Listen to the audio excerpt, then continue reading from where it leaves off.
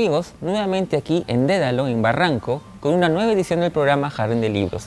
Y en esta oportunidad tenemos la presencia de la escritora peruana Karina Pacheco, quien viene a hablarnos de la reedición de su primera novela, La voluntad del muelle. Esta reedición es a cargo del Fondo de Cultura Económica. Además tendremos, como siempre, nuestra clásica sección de recomendaciones de libros con algunas novedades editoriales. Así que amigos, sin más preámbulos, los dejamos con la conversación que tuvimos con Karina. Amigos, estamos con Karina Pacheco para hablar de su novela La voluntad del muelle, que es una reedición de su primera novela publicada por el Fondo de Cultura Económica. ¿Cómo estás, Karina? Muy bien, Carlos. Gracias por esta oportunidad.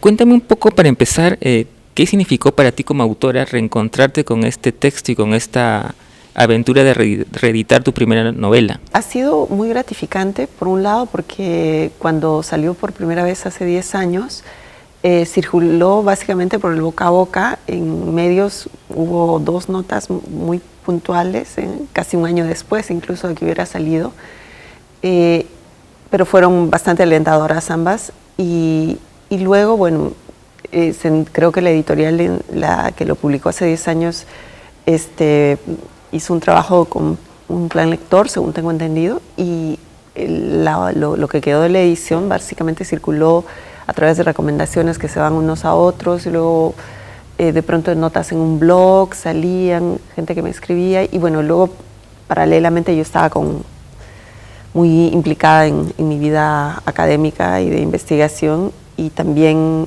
abocada a la escritura de la que fue luego mi segunda novela. Entonces había una sensación de querer comunicar la novela a un público mayor, y me seguían llegando opiniones de gente que la había leído con mucho entusiasmo, gente que me preguntaba dónde se podía conseguir, y fue una gran noticia que el Fondo de Cultura Económica se animara con esta edición conmemorativa de 10 años de su publicación, ¿no? Entonces ahora está teniendo un eco bastante grande que me alegra, me sorprende, y al mismo tiempo en cada presentación, conversación con personas que la han leído, surgen nuevas interrogantes sobre lo que fue la novela, sobre personajes y escenas de la novela. Y esto es, como autora, me supone una interlocución muy interesante, porque hay interrogantes que yo misma trato de responder respecto a significados que otros hayan en la novela o en situaciones de la novela, o simbolismos que encuentran en la novela. Y entonces esto creo que para todo autor eso significa que la novela sigue viva y que sigue, digamos, vigente. Entonces eso es bastante alentador. La novela gira en torno a 2 hermanas que luego de la muerte de la madre descubren en un baúl unos secretos de ella, ¿no?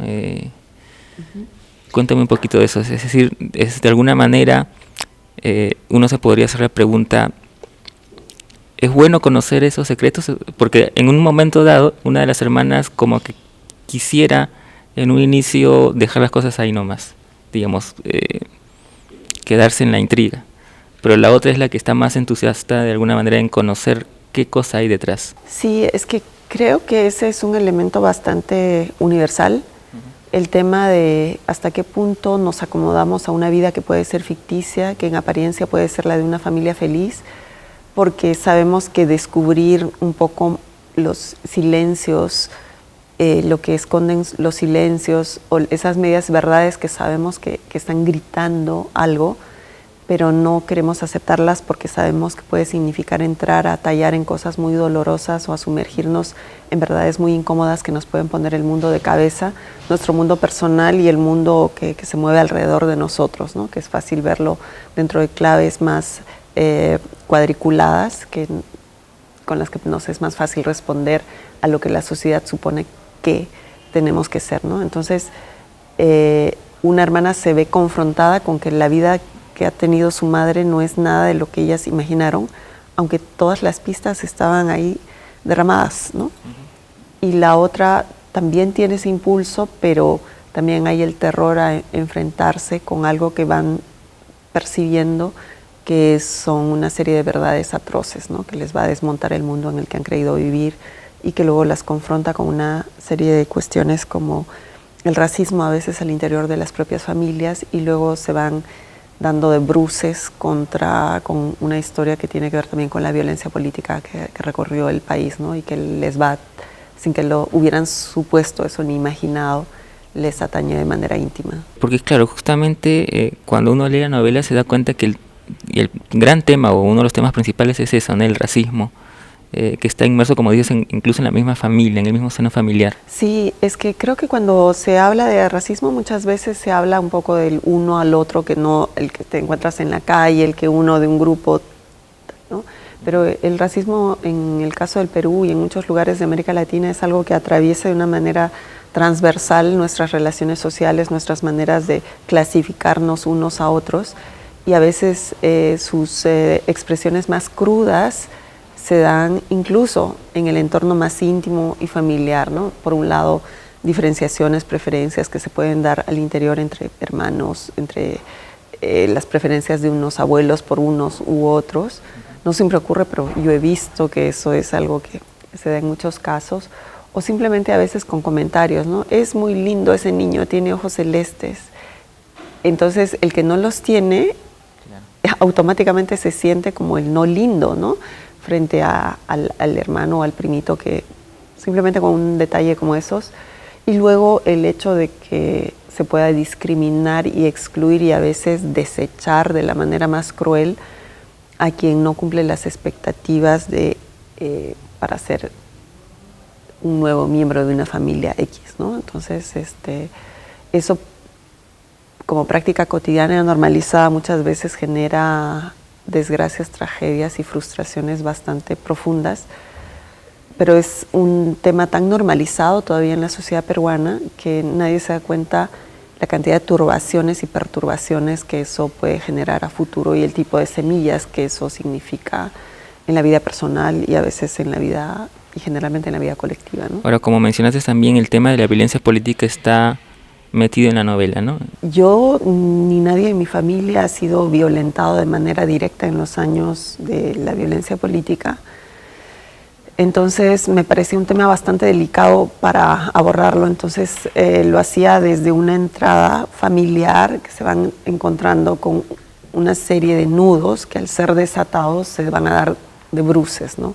De cómo esas propias injusticias en los tratos familiares, que digamos no se dan solo en una familia, sino en muchas veces son el caldo de cultivo para las violencias mayores que podemos ver a nivel colectivo, y en el caso de esta trama, digamos, ellas se dan de bruces, literalmente, con que todas esas relaciones de abuso de poder y de exclusiones practicadas con sutileza y a veces de manera cruel, manifiestamente cruel, de algún modo son desencadenantes de esa otra violencia que se ha visto de lejos, pero que en este caso van a descubrir que ha estado aleteando todo el tiempo en la vida de la madre, ¿no? En esa doble vida que ella ha tenido y que ellas no se atrevieron a indagar cuando ella estaba viva, pese a que habían los indicios, digamos. Ella soltaba indicios, ¿no? Un poco para terminar, Karina, la novela apareció, como bien recuerdas tú, en el 2006. ¿Cómo ha sido reencontrarte con ese texto de hace 10 años, con la escritora que eras porque fue tu primer proyecto narrativo? Fue bastante intenso, interesante, porque me llevó a hacer una nueva indagación para esta nueva edición, aparte del prólogo que precede a la novela, del cual se encargó Fernando Iwasaki. Me pidieron a mí como autora que hiciera una coda final en referencia a la escritura de la novela. Entonces empecé a leer mis diarios del año 2004-2005 para entender a mí misma cómo había vuelto a sumergirme en el territorio de la literatura, y un poco fue analizar todos los procesos personales, las lecturas muy presentes que estaban en todo ese periodo, en medio de un cambio, en medio de un proceso fuerte de cambios en mi vida personal, en cambio de territorio geográfico también, haber estado durante muchos años viviendo en España, regresar al Perú, la confrontación con una realidad que conoces, pero que al mismo tiempo, después de varios años viviendo fuera, hay elementos en los cuales te desconoces, ¿no?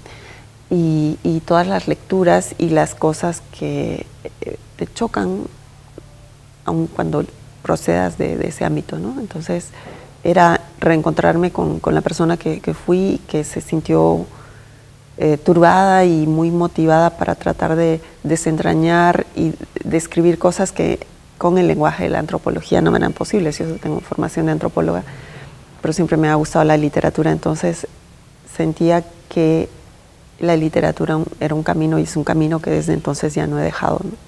Ya después ha venido a seguir escribiendo nuevos textos, cada vez más metida y sumergida en el ámbito de la literatura. Entonces es bien interesante el haber regresado hace 10 años para poder entregar este nuevo libro. Por eso es que ahora esta edición tiene también un nuevo epígrafe, ¿no? que tiene que ver con eso de cuando la tormenta pase. Amigos, y en la sección de recomendaciones de libros, queremos recomendarles algunas novedades editoriales para ustedes. Por ejemplo, el libro Los abrazos largos de la poeta Karina Valcárcel. Es un libro de textos, de prosas, publicadas por Paracaídas Editores. Un libro interesante que queremos recomendar porque además tendremos a Karina próximamente aquí en el programa para conversar de este interesante libro. Y desde Chimbote queremos recomendar El lado materno de la muerte, un conjunto de cuentos del escritor Ítalo Morales, publicada por el Fondo Editorial del Instituto Pedagógico de Chimbote. Un interesante libro que también recomendamos. Y también queremos recomendar la novela La flor artificial, escrita a 4 manos por las escritoras francesas Christine Philippe y Sophie Canal, y publicada por la reciente editorial Cocodrilo Ediciones.